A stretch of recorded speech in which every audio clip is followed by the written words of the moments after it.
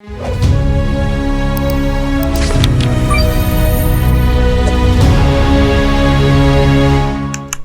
साथियों, हमारे देश की न्याय व्यवस्था के कई रूप हैं। कई जगहों पर उसके ग्रेड, उसके मापदंड अलग अलग तरीकों से काम करते हैं। सबसे पहले मैं सिटी सेशन कोर्ट कलकत्ता के बारे में बात करूंगा। जब से ईडी के द्वारा चार्जशीट फाइल किया गया है और उसमें 14 को अभियुक्त बनाया गया है जो सहारा में किसी न किसी पद पर कभी न कभी रहे हों या सहारा के साथ ब्रोकर के रूप में काम कर चुके हों। साथियों, जितेंद्र प्रसाद वर्मा नाम कोई छोटा मोटा नाम नहीं है, जिनको जमानत सिटी सेशन कोर्ट कलकत्ता ने दी। साथियों, जितेंद्र प्रसाद वर्मा को जमानत देने के तर्क के रूप में जो बातें कोर्ट के अंदर कही गई थी वो ये साबित करती हैं कि सहारा के किसी भी प्रकार के बड़े प्रॉपर्टी डील में, लेन देन में ब्रोकर जितेंद्र प्रसाद वर्मा का सम्मिलित होना नहीं पाया गया। कोर्ट ने ये स्वीकार तो किया कि लेन देन में पारदर्शिता नहीं थी, सहारा के जालसाजी हुई है, फ्रॉडगिरी हुई है। इसका उदाहरण तो दिया गया है, लेकिन उसमें जितेंद्र प्रसाद वर्मा ब्रोकर शामिल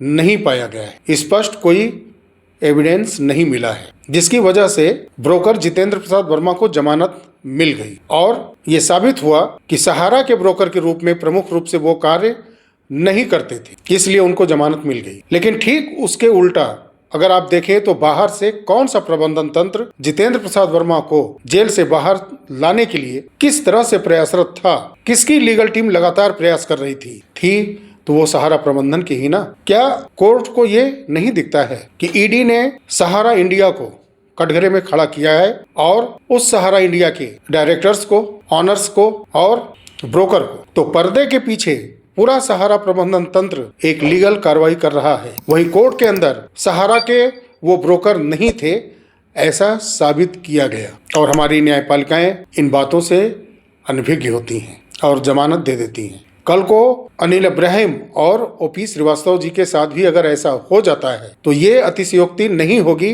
कि कोर्ट के सामने ऐसे तथ्य रख दिए जाएं कि ये सहारा इंडिया में थे तो जरूर, लेकिन इनसे सहारा के तमाम जो प्लान पॉलिसी चलाए गए उनसे इन लोगों का दूर दूर तक कोई वास्ता नहीं है। इसके लिए जो इस दुनिया में नहीं है वो जिम्मेदार हैं, या वो जिम्मेदार हैं जो विदेशों में बैठे हुए हैं, या किसी और का नाम, क्योंकि जयव्रतो राय नाम इसमें शामिल ही है तो उनका नाम तो नहीं लिया जाएगा। जो गिरफ्त में नहीं है या जो इस दुनिया में नहीं है शायद उनका नाम ले लिया जाए ताकि इनको फिलहाल जमानत मिले और आगे चलकर बाइज्जत बरी करा दिया जाए। और ये स्पष्ट दिखता भी है क्योंकि एविडेंस का अभाव होना ही है।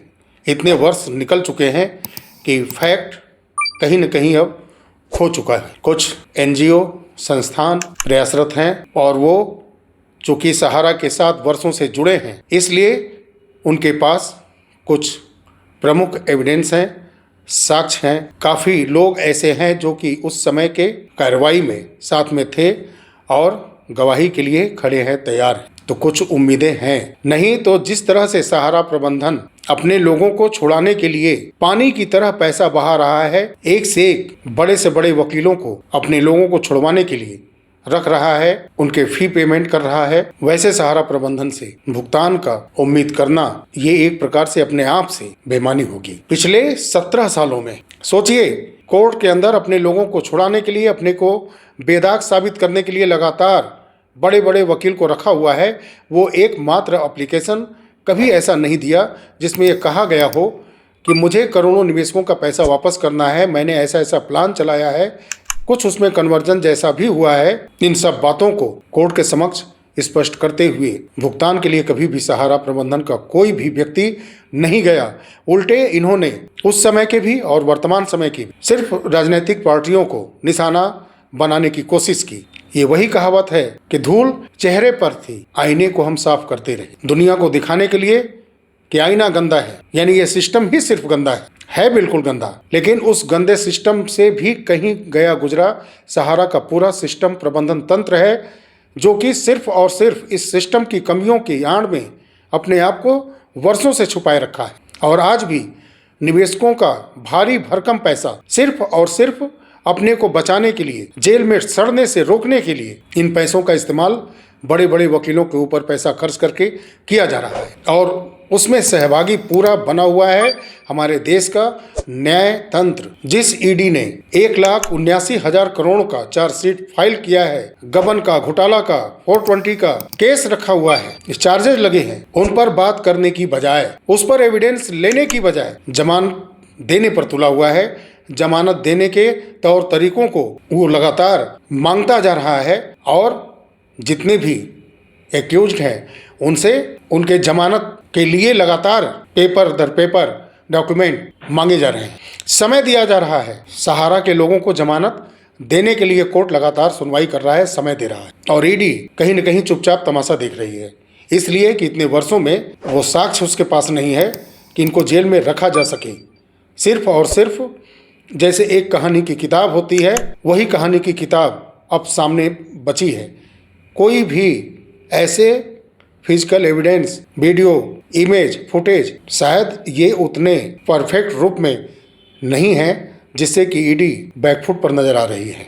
क्योंकि अगर ईडी वाकई मजबूत होती तो जमानत पर नहीं, इनको रिमांड पर लेने की बात होती। इनको अच्छे डॉक्टर के देख रेख में रखते हुए इनसे पूछताछ करने के लिए ईडी कोर्ट से प्रेयर करती। पक्के सबूत के तौर पर अगर साक्ष्य कोर्ट के समक्ष रखे जाते तो रिमांड स्वीकार की जाती। और सबसे बड़ी बात कि ईडी ने अब तक किया क्या? ठीक है, गिरफ्तारियां हो रही हैं, इन्होंने चार्जशीट फाइल की है, 14 लोग उसमें एक्यूज्ड हैं, लेकिन ब्रोकर से क्या जानकारी मिली, अनिल इब्राहिम से क्या जानकारी मिली, ओपी श्रीवास्तव, इतने दिनों में उनसे क्या जानकारी हासिल हुई? इतने दिन अपने पास रखने के बावजूद भी इनको जमानत मिलने का कैसे माध्यम बनता जा रहा है? कैसे उनके जमानत के अवसर बनते जा रहे हैं? आखिर में ईडी के पास वो पक्के तौर पर सबूत क्यों नहीं इकट्ठे हो रहे हैं? क्यों नहीं इतने दिन तक इनके गिरफ्तारियां कस्टडी में होने के बावजूद भी लंबे अवधि के लिए एक पुराने केस में जिसमें साक्ष्य बहुत कम से कम है, उस सच को उगलवाने के लिए अपने रिमांड पर ईडी क्यों नहीं ले पा रही है? ये बहुत बड़ा विषय है और हमारी न्यायालय प्रक्रिया जमानत देने पर आमादा है। 1,79,000 करोड़ रुपए के गबन का, घोटाला का, जालसाजी का जो आरोप लगा है, उस पर सीधे ईडी से सवाल जवाब कोर्ट क्यों नहीं करता कि आप वो सबूत सामने लाइए जिसके बिना पर आपने 1,79,000 करोड़ का आरोप सहारा इंडिया परिवार पर लगाया है। इन 14 अभियुक्तों के ऊपर आपने आरोप लगाया है, इनको गिरफ्तार करके आप रिमांड पर लेना चाहते हैं, तो आपके पास एविडेंस है क्या? अगर है तो कोर्ट को रिमांड पर भेजना चाहिए। रिमांड पर ईडी ने क्या पूछताछ की, क्या हासिल हुआ, इसको भी कोर्ट के साथ साथ पूरे देश को, पूरे निवेशक को, एजेंट को, कर्मचारी को जानने का हक है। आखिर में जमानत क्यों इतना आसान बनता जा रहा है इनके लिए? 17 तारीख को सुनवाई है इनके बेल पर अनिल इब्राहिम, और हो सकता है कि कहीं फाइनल मुहर ओपी श्रीवास्तव के जमानत पर भी ना लग जाए। आखिर हमारी ईडी क्यों इतनी कमजोर है कि कस्टडी में लेकर के, रिमांड पर लेकर के पूछताछ करने की बजाय उनको जमानत का रास्ता बराबर मिलता जा रहा है। वर्चुअल पेशी हो रही है बराबर सभी लोगों की। एक छोटा सा कोई गुनाह करके देखिए ना, आर्थिक अपराधी करके देखिए कुछ, क्या आपकी वर्चुअल पेशी होगी? आप एक मध्यम वर्गीय परिवार से आते हो, गरीब परिवार से आते हो, तो आपकी भी क्या, अगर आप फिजिकली अनफिट हैं तो बात अलग है, नहीं तो जिस कंडीशन में ये लोग सही सलामत हैं शरीर से, क्या ऐसी स्थिति में आप, हम जैसे एक मध्यम वर्गीय परिवार के लोगों की वर्चुअल पेशी होगी इस तरह से इतने बड़े केस में? बिल्कुल नहीं। तो इनके जमानत पर 17 दिसंबर को सुनवाई होगी और फिर 20 जनवरी को इस केस पर विस्तृत सुनवाई होगी और उस पर जो सीमांतो राय, जबरतो राय, इन लोगों की जो वर्चुअल पेशी हुई है, लगभग वो भी एक उपस्थिति के नाम पर वर्चुअल पेशी ही होगी और केस इसी तरह चलेगा। एविडेंस के हवाओं में सभी को जमानत मिलती जा रही है। ये वाकई में निवेशकों के हित में, एजेंट के हित में और कर्मचारियों के हित में बिल्कुल नहीं है। और वहीं सुप्रीम कोर्ट, जहां सीआरसीएस पोर्टल से ढेर सारी उम्मीदें लगा बैठे लोग उम्मीद कर रहे थे कि 16 दिसंबर को सुनवाई होगी। पिछले वीडियो में मैंने बताया था कि जो हालात हैं, पोर्टल पर 10 लाख रुपए तक का आवेदन का अपडेट ला दिया गया है, वो बहुत बड़ा कारण बन सकता है इस केस को आगे टालने के लिए। और हुआ भी ऐसा। पिनाक पानी मोहंती केस, जो एकमात्र सहारा के 4 सोसाइटियों में कुछ निवेशकों के भुगतान का जरिया मात्र है, उस पिनाक पानी मोहंती केस को 16 दिसंबर की बजाय अब 13 जनवरी 2026 तक के लिए टाल दिया गया है। 13 जनवरी 2026 टेंटेटिव लिस्टिंग हुई है और भरोसा अब भी नहीं है कि 13 जनवरी 2026 को इसकी सुनवाई होगी। और वहीं सहारा क्रेडिट कोऑपरेटिव सोसाइटीज की इनकम टैक्स विभाग से जो केस चल रहा है, इनकम टैक्स और कई ऐसे प्रमुख पहलू हैं जिसकी वजह से ये केस लगातार लंबा खिंचता आ रहा है, उसकी सुनवाई 15 दिसंबर को होनी है। ये लड़ाई आखिर में है किसके लिए? इस लड़ाई को जीतने के बाद क्या सहारा सबका भुगतान करना शुरू करेगी? बिल्कुल नहीं, क्योंकि अगर उसको भुगतान करना होता तो कोई एक न एक एप्लीकेशन ये स्पष्ट खुल करके लिख करके देती कि मुझे वो रास्ता न्यायालय सुझाए जिससे मैं अपने निवेशकों को पूरा भुगतान कर सकूं मैच्योरिटी अमाउंट के साथ, अपने सभी कर्मचारियों को सैलरी दे सकूं, उनका फ्यूचर फंड दे सकूं, उनकी ग्रेच्युटी दे सकूं, उनका प्रोविडेंट फंड मैं दे पाऊं। जो हमारे एजेंट हैं, जो दरवाजे दरवाजे जा करके हमारे लिए मेहनत किए, हमारी कंपनी को आगे बढ़ाने में अपना पूरा कीमती समय गंवा दिया और उनका कमीशन रुका हुआ है, नहीं दे पा रहे हैं हम, उनके कमीशन को देने के लिए ये कभी कोर्ट में एप्लीकेशन नहीं दिए। अगर दिए होते और कहे होते कि सारा केस आप चलने दीजिए, मुझे एक ऐसा ऑर्डर दीजिए कि जिससे मैं इन सभी लोगों का भुगतान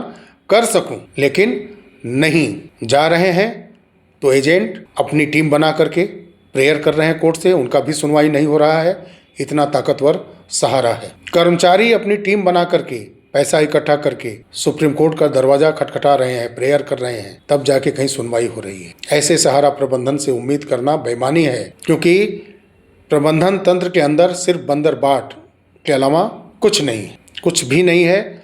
जब भी मौका मिला है लूटा गया है, जब भी मौका मिलेगा आगे भी लूटने का क्रम जारी रहेगा।